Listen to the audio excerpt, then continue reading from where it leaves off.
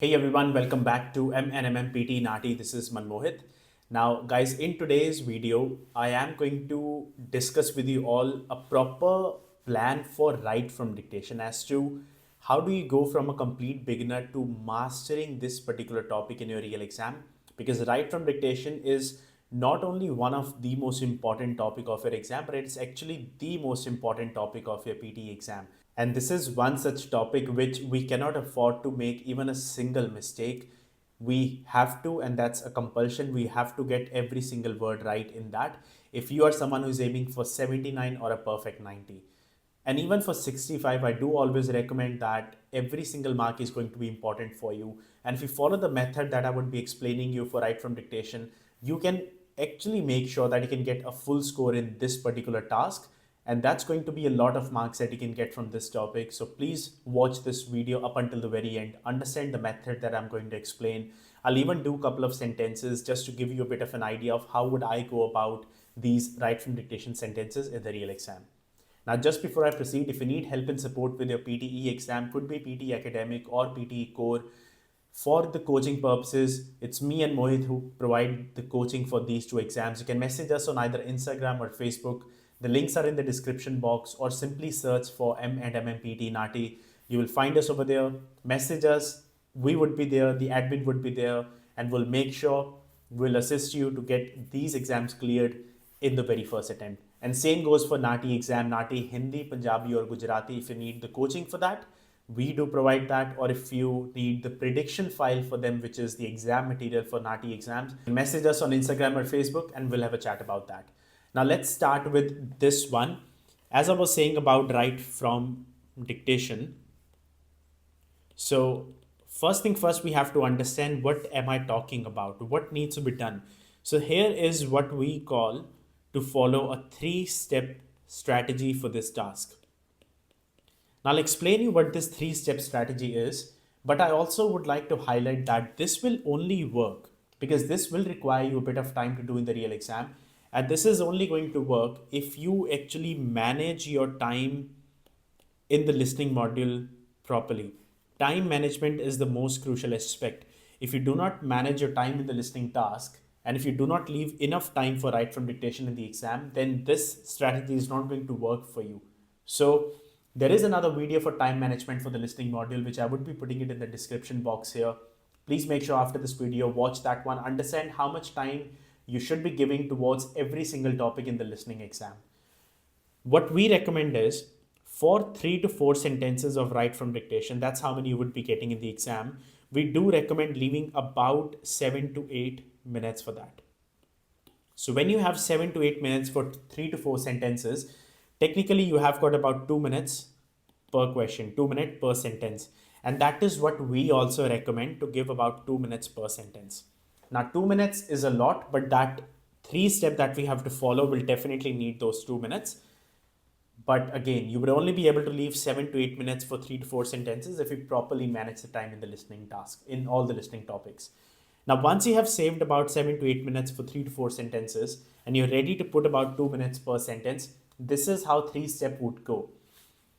First step would be, the moment you start listening to an audio in write from dictation, you should be taking either initials or abbreviations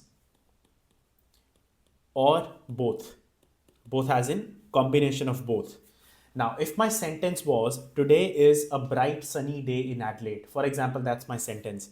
The moment I start listening to the audio, without wasting even a further second, I will start writing initials for every word, which is, today is a bright sunny day in Adelaide. And I have to be that quick when I write my initials. If you are someone who want to abbreviate all the words, you can even do so. Like, today is a bright sunny day in Adelaide. So bright sunny day in Adelaide. Now my handwriting might be rough, but as long as you can understand your own handwriting, that's absolutely fine. So you can either go with initials, or you can go with abbreviations, or you can mix both. You can be like, today is a bright sunny day in Adelaide. So you can have few initials and you can have few abbreviations depending on what you are comfortable with for every single word. You can follow either or. For me personally, initials work because I have practiced enough to master initials. If you are someone who is not comfortable with initials and want to go with abbreviations, you're more than welcome to do so. And if you're someone who wants to have a mix of both, again, absolutely fine. But it's compulsory to have either of these three in your very first step.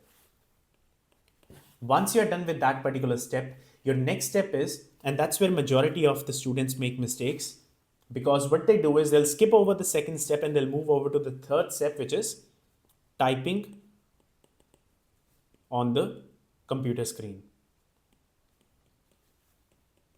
which is wrong. If you skip the second step and if you start to the third step, there is a high chance that by the time you're about to finish your sentence, you will forget some of these initials or abbreviations, what they stood for. Hence, second step is extremely important, and that second step is expand the words in your notebook. Now, this is that extra step which will take a bit of time from you, additional 15 to 20 seconds.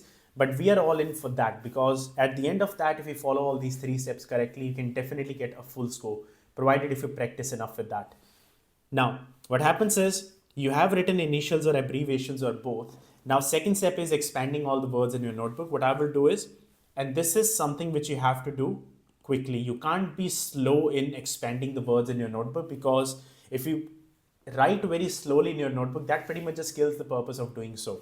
So what I would do is, I would simply, so I'm just going to get rid of that.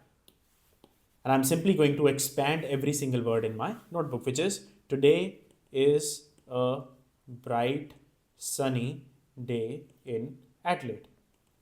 So every single word needs to be in full in your notebook. And see how quickly I was able to expand that sentence. That is the speed that you have to follow in the real exam, because right now the sentence is still fresh in your mind.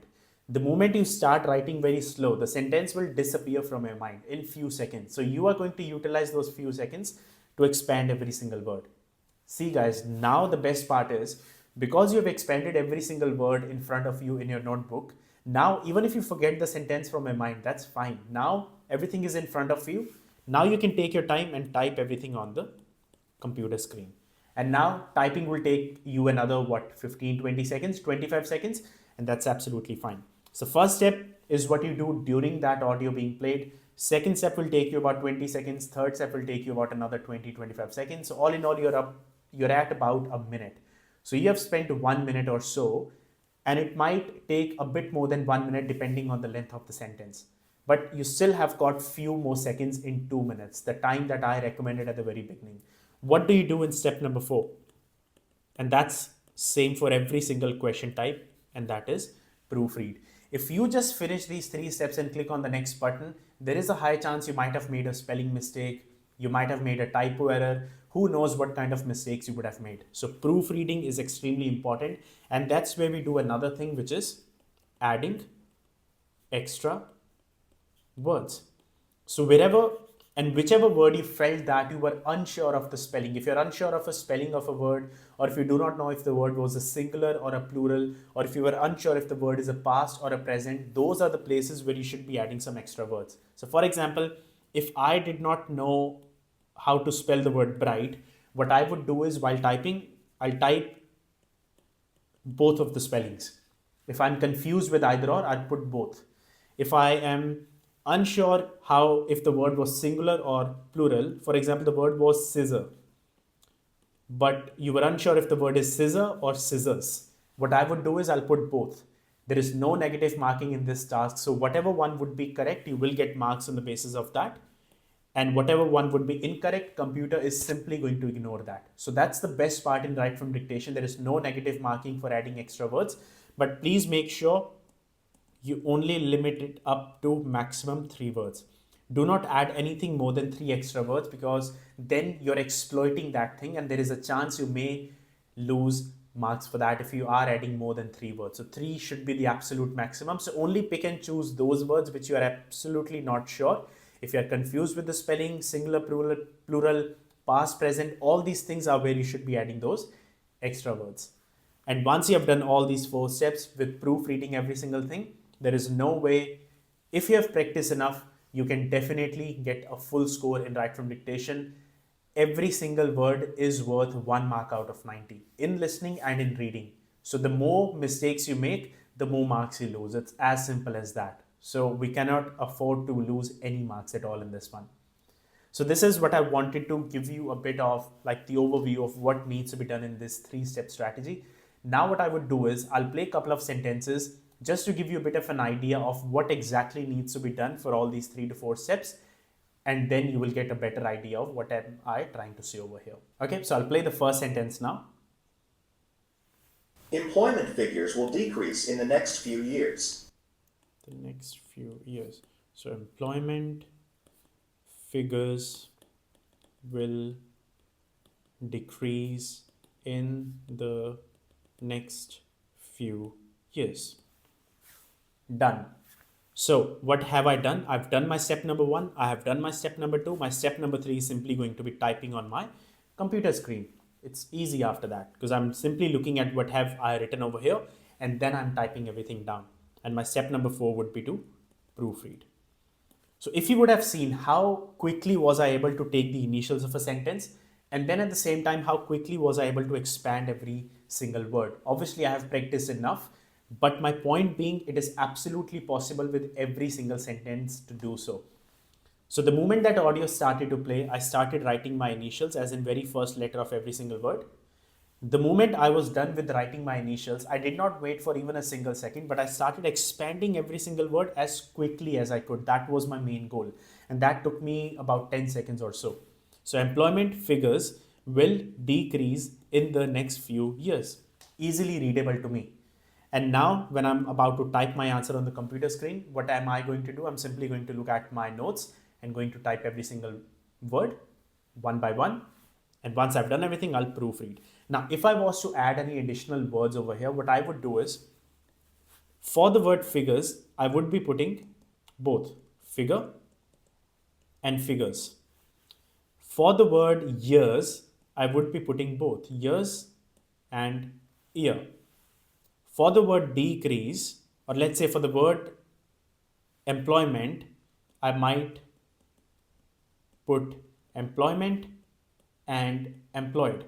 Now, I am absolutely sure that whatever words have I written over here, they are absolutely right. But in the exam, I cannot take my chances.